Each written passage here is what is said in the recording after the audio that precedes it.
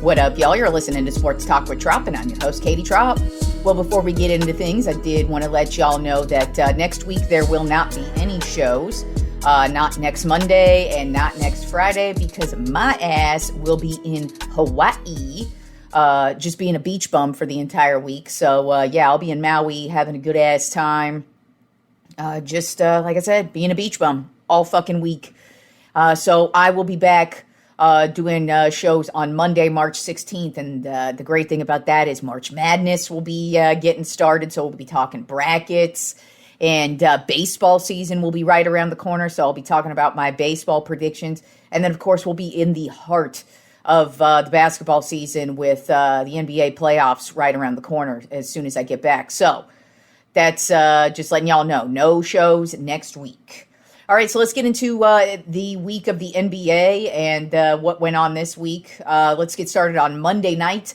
The Houston Rockets took down the Washington Wizards 123-118. Kevin Durant had 30 points. Shane Goon had 32 points, 13 rebounds. And Amen Thompson also had a double-double. He had 22 points and 12 rebounds. And this Houston Rockets team, they are just dominating in the boards. They are dominating on the offensive side of the ball, and they are just playing some excellent basketball right here down the stretch, and got a big win over the Washington Wizards. Then also on Monday night, the Boston Celtics took down the Milwaukee Bucks 108-81, and this was actually Giannis's return. But unfortunately, it was obviously not a good game. It was a good game for him. He had a double-double, 19 points, 11 rebounds. But for the Boston Celtics, there was actually no Jaylen Brown in this one. So that's kind of pathetic for the Bucks to be losing this bad to that Boston Celtics team with no Jaylen Brown. And Pritchard actually dropped 25 points in this big win by the Boston Celtics, welcoming Giannis back to the season. Then on Tuesday, the Cleveland Cavaliers got a big win over the Detroit Pistons, 113-109, and they didn't even have Donovan Mitchell playing. James Harden had 18 points and 7 assists, and it was back and forth for the most part, but it was really a heavily Cleveland-dominated game. Detroit's actually kind of slumping this week. Not a heavy slump, but they've had a couple of losses this week, and that was a big one. Then also on Tuesday, the San Antonio Spurs demolished the Philadelphia 76ers 131-91. Dylan Harper had a huge game, 22 points. Vassell had 22 points, and Castle had 15 points and 10 assists in another just absolutely dominating win by the San Antonio Spurs, just playing suffocating basketball right now. Then the Oklahoma City Thunder took down the Chicago Bulls 116-108. They actually let SGA rest that night, so he didn't play. But Chet Holmgren, he continues his dominating season. I mean, not a lot of people are talking about how well Chet Holmgren has developed throughout this entire season. I mean, he is just dominating. He had 12 points, 11 rebounds. Then Wiggins also had 18 points and 7 rebounds. But, I mean, we're going to talk about another game coming up here with the Oklahoma City Thunder in which Chet dominated in, and he's just been having a spectacular year. And, I love what Victor Wembanyama is doing at the center position, but y'all need to be watching what Chet Holmgren's doing over in Oklahoma City, because guess what? Chet Holmgren actually has a ring. Wemby does not. So that actually puts Chet above Wemby right now. But, I mean, on a playing level, Chet is playing excellent basketball. Then also on Tuesday night, the New York Knicks got a win over the Toronto Raptors, 111-95. And they actually ended up going on a 16-2 run in the second half of the game. And Brunson, he had a huge game, 26 points, 10 assists. Karl Anthony Towns also had a huge game, 21 points, 12 rebounds, and 6 assists. So just barely missed out on a triple-double there. And big win, and the Knicks keep it moving just like they did, like they need to, over a solid Toronto Raptors team. Then on Wednesday, I did mention Chet Holmgren. Well, guess what? The Oklahoma City Thunder took down the New York Knicks 103-100 in a close game. SGA had 26 points, 8 assists, and Chet Holmgren, like I told you, dude is playing in beast mode right now. He actually had 28 points and 8 rebounds and just a monster game for him. And I'm just telling you, look out for Chet. This dude already knows how to win in the postseason. So I just kind of feel like when the postseason rolls around, Chet Holmgren might be the guy that you look at and go, I don't want to fuck around with that dude right now. He might be what puts this Oklahoma City Thunder team over the edge. You usually think it's SGA because he's the MVP player, but I really like what Chet Holmgren's been doing all season long. Then also on Wednesday night, the Charlotte Hornets got a win over the Boston Celtics, 118-89. And this is the Hornets' 6th win in a row. They have been on a tear. Right before the All-Star break, they went on a tear, and they really have not given up. And it's really been all about LaMelo Ball and Con Knippel. These two guys are just lighting it up. LaMelo had 18 points and 7 rebounds in this one, and Con Knippel had 20 points in this one. And these two are just an unstoppable force right now, and I didn't know if I could take them seriously for the second half of the season here, but there's potential that this Charlotte Hornets team could actually sneak into the playoffs and maybe fuck up somebody's day. Now, I'm not expecting them to make some type of championship run, but I'm just saying, wild card round, or the first round of the playoffs roll around here, and maybe the Hornets take somebody out that you're really not expecting them to take out. But this duo of LaMelo and Con, they are looking really damn good right now. Then last night, the San Antonio Spurs dominated the Detroit Pistons, 121-106. Victor Wembanyama had one of his most dominating games last night, 38 points, 16 rebounds, and 5 blocks. De'Aaron Fox also added in another 29 points. And this was just, like I said, this San Antonio Spurs team is playing suffocating basketball. They can score from anywhere on the court. They are great at the three-pointer. They are great in the paint. They are great on the jump shots. They are great at shooting with all of their players. They're great on the defensive side of the ball. They just, like I said, they dominate the paint. And they don't need Victor Wembanyama to dominate every game. He just needs to show up. If he just has like 12 points, 11 rebounds, they could completely dominate this basketball. They could just dominate. That's just what they do. And what's crazy about this team is they are the only team so far to have beat the Oklahoma City Thunder a couple of times. I think they've beat the Thunder, 4 or 5 times this season already. And now they've beat the Detroit Pistons for the second time. They are the only team so far to beat the top 2 teams in both the Eastern and Western Conference this year more than 2 times. So they just are playing great basketball right now, and it's looking like the San Antonio Spurs are legit. Then last night, the Golden State Warriors took the Houston Rockets all the way to overtime and got the win, 115-113. Podziemski, there was no Steph Curry, by the way, in this one. It's looking like Steph is probably going to come back next week. Looks like he's going to be out another week. But Podziemski has filled right in for him. He had 26 points and 9 rebounds. But a dude that a lot of people are not talking about, but I just marvel that this dude is not only still in the league, but playing at a high level, and that is Al Horford. Al Horford is like 965 years old in basketball years, and he's been around the block for a minute, but the great thing about him is he is so consistently good. And in this game, he had 17 points, 6 rebounds, and 5 assists, and it's just crazy to watch Al Horford still play at a high level at his age and just to still look this good. And so, shout out to Al Horford to still be playing good, solid basketball at his age.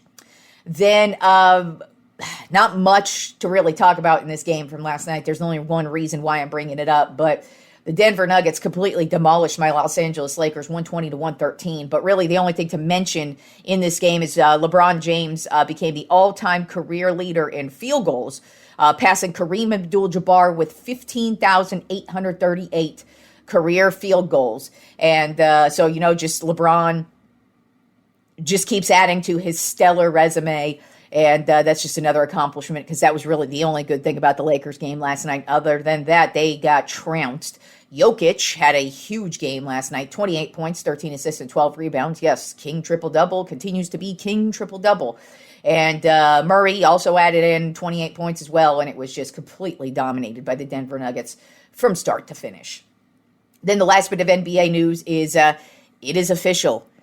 The Boston Celtics are getting Jason Tatum back tonight from an Achilles injury that he suffered in last year's playoffs. So congratulations to Jason Tatum. I hate the Boston Celtics, but I am a big Jason Tatum fan. Just overall, I think he's an excellent player. He's a fun player to watch.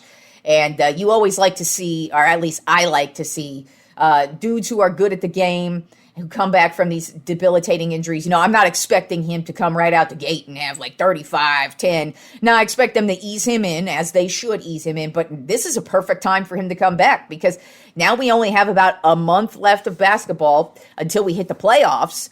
And so this is a good time to ease Tatum in, get a nice month of basketball in for him.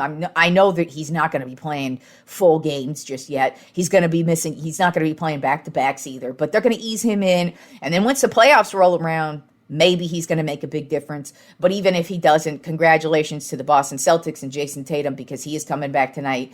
And, good for the Celtics. They kept right in it, and here they still are. I mean, they're the number 2 seed right now in the Eastern Conference, and so they get Jason Tatum back. This is a perfect timing for them to get Jason Tatum back. And speaking of the playoffs, since we are only a month out from the playoffs, and now I'm just going to start doing recaps on where the playoff picture is every Friday now until the playoffs begin. So let's take a look at what teams would potentially be in the playoffs right now if the playoffs were to begin today. So let's take a look at the Western Conference. Right now, the number 1 overall seed, of course, would be the Oklahoma City Thunder with a 49-15 regular season record. Number 2 overall seed would be the San Antonio Spurs, 45-17 record.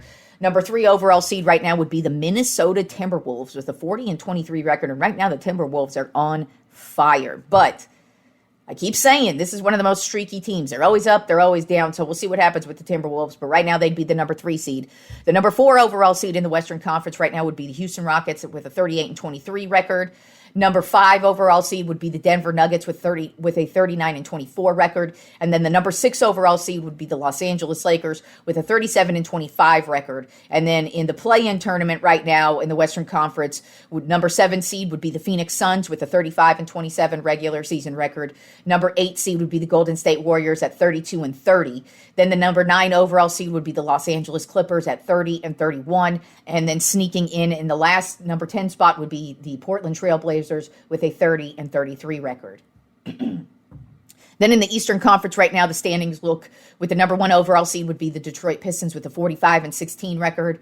Number 2 overall seed would be the Boston Celtics, 41-21 record. Number 3 overall seed, New York Knicks, 40-23 record. Number 4 overall seed, Cleveland Cavaliers, 39-24 record. Number 5 overall seed, Toronto Raptors, 35-27 record. Number 6 overall seed, Philadelphia 76ers at 34-28. And then the play-in side of the Eastern Conference, number 7 overall seed would be the Orlando Magic at 33-28. Number 8 overall seed would be the Miami Heat at 34-29. Number 9 overall seed would be the Charlotte Hornets at 32-31. And the number 10 seed in the play-in tournament in the Eastern Conference would be the Atlanta Hawks with a 32-31 overall record. So that's how the playoffs look today. I kind of feel like the number 1 overall seeds are pretty much set on each side. I feel like it's going to be the Thunder and the Pistons. It's really going to take an epic collapse from the Thunder, but the Spurs are right on that ass. And like I said, the Spurs, they just look so damn good. It's really difficult to even pretend that they are not going to make some type of a run in the postseason. But we still have a month left to go. There's still a lot of basketball left to be played. But like I said, with Jason Tatum coming in, that could change the way that things look in the Eastern Conference. The Philadelphia 76ers in the Eastern Conference right now, they're starting to surge. I was just talking about the Charlotte Hornets. That's another team that could maybe fuck up somebody's day. And then you take a look at the Western Conference, the Lakers are the bottom of the barrel right now. And I keep saying, as a Lakers fan, I'm concerned with this team that they will not be able to keep up. Right now, their matchup in the first round would be against the Minnesota Timberwolves. No, I don't think they could beat the Timberwolves in a 7-game series. I actually would probably take the Timberwolves realistically. Now, of course, my fan side's going to be like, no, I'm taking the Lakers. But realistically, I think the Timberwolves would actually beat the Lakers. But there is a lot of basketball left to be played. So obviously these standings are going to be completely different at some point. But I kind of feel like number 1 overall seeds are probably going to remain just because they've been that way all season. And it really is going to take an epic collapse from both teams to lose those number 1 spots. But it can happen. All right, and speaking of basketball, it is almost March Madness time, y'all. As a matter of fact, technically, March Madness begins this weekend because now we have the conference championships coming up. All the kind of smaller conferences begin their conference championships over this weekend. And then next week is when all the big schools play their big tournaments. And we got all the big boys coming up. We're going to get all the automatic bids because, like I said, when I get back from Hawaii, we going to be talking March Madness. It's going to be bracket time, y'all. So what's coming up with these conference championships. Let's go ahead and talk about what we got coming up here. There's one conference where I'm like, holy shit. Not only is who's going to win this one, but one of those teams could actually potentially just win it all. And when I mean one of those teams, I mean one of the 4 teams, because that's basically what I'm going to talk about. Since none of the matchups are set for the top tier conferences like the ACC, the Big East, Big 10, Big 12, and the SEC, since none of those matchups are set, I basically am going to be talking about the top 4 teams who I believe are going to be the top 4 seeds in each conference. So let's start off with the ACC. Their conference championship begins on Tuesday. The number 1 overall seed lies in this conference. That is Duke. They are 28-2 on the season. And I got to say, even though there's another team in here that could potentially shake things up, I feel like Duke is going to completely dominate this. It's going to take a lot to actually take down Duke, just at all, in March Madness, period. So in the ACC tournament, it looks like the top 4 seeds right now would be Duke, Virginia, with a 26-4 record, Miami with a 24-6 record, and North Carolina with a 24-6 record.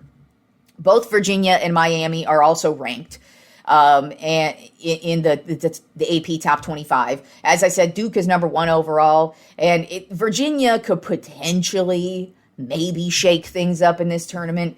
But I kind of feel like Duke is going to come out on top in this one. I don't really see any type of upset just because they're good in every way, shape, and form. There's a reason why they're ranked number 1. And like I said, they're obviously a shoo-in for a national championship this year, other than something crazy happening. Obviously, there's a long way to go, but I feel like Duke is number 1 for a reason, and they only have 2 losses on the season. So I expect them to not only run through the ACC tournament, I won't be shocked if they run through the March Madness bracket as well.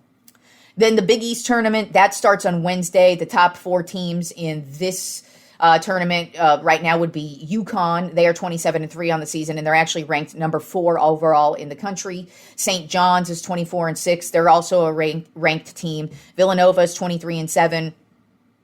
And Seton Hall is 20-10. So those are the top 4 teams right now in the conference. And it's looking like those are going to be the top 4 seeds in that conference tournament. I really look at, Villanova and Seton Hall could potentially make noise, but I just kind of feel like UConn has been playing excellent basketball all season. They look like the UConn of old. And then St. John's is just always a team that when they are playing well, you can't sleep on them. But with that being said, I still think UConn's going to end up rolling through the Big East tournament and probably going to make a nice run in March Madness as well.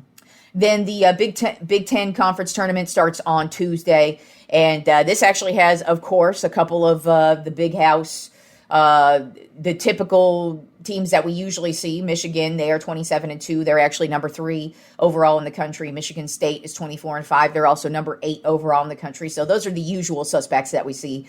Right now, Nebraska is 25-5. And Illinois is 23-7. So right now, those would be the top 4 seeds in the Big Ten tournament. But Michigan has just been playing some of the best basketball this season. They've been ranked top 5 all season long. But Michigan State, they are that squad that always just make noise. They are great in tournaments, and I actually would not be surprised if Michigan State were to actually make a run and actually end up winning the Big Ten tournament. But Michigan is going to be a really, really difficult team to get past.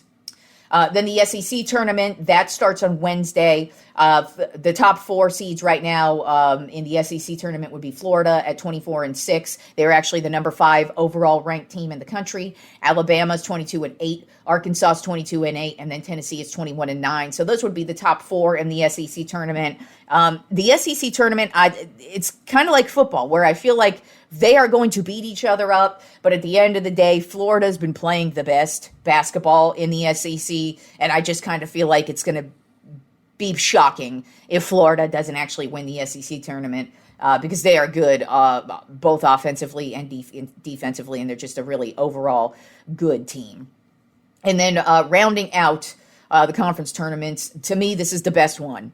And it's shocking to say it, but all the top 4 teams in this conference are all ranked in the top 10 of the AP top 25. So that just goes to show you how good this conference is. They're going to beat each other up in this conference tournament. And then I wouldn't be shocked if all four teams somehow ended up in the Final Four, because they are all four that good. So we have the Big 12 tournament that starts on Tuesday. Arizona is 28-2 on the regular season and ranked number 2 on the season. Houston is 25-5, ranked number 7 on the season. Texas Tech is 22-8, ranked number 10 on the season. And Iowa State is ranked 24-6 and ranked number 6 on the season. So all four teams are ranked in the top 10. All four teams have over 20 wins. All four teams have single-digit losses. And I look at all four teams as being really, really, really good. Of course, Arizona's the best of the four, but don't be shocked if these teams just beat up on each other. Texas Tech, they are so good. Iowa State, they are so good. And like I said, don't be shocked if somehow these teams, depending on the way the rankings work out and the brackets work out, if they all end up in different brackets, there's the potential that if they're in 4 different brackets, I wouldn't be shocked to see all 4 of these teams in the Final Four, because that is how good all 4 of them are. I mean, ranked number 2, number 6, number 7, and number 10. That is crazy. 4 of the top 10 teams in basketball are in the Big 12. So the Big 12 tournament's the tournament to be watching, because these teams are going to be beating up on each other. And those are only the top 4 teams. There's other good teams in the Big 12 as well. So I think that's going to be the most interesting conference tournament of all of them. But all the conference tournaments start this weekend, rolling through all the way through next week. And then, of course, Selection Sunday is next Sunday. So get ready, because the madness is upon us, and I am so looking forward to it. But remember, there will be no shows next week, because my ass will be in Hawaii. So aloha, bitches.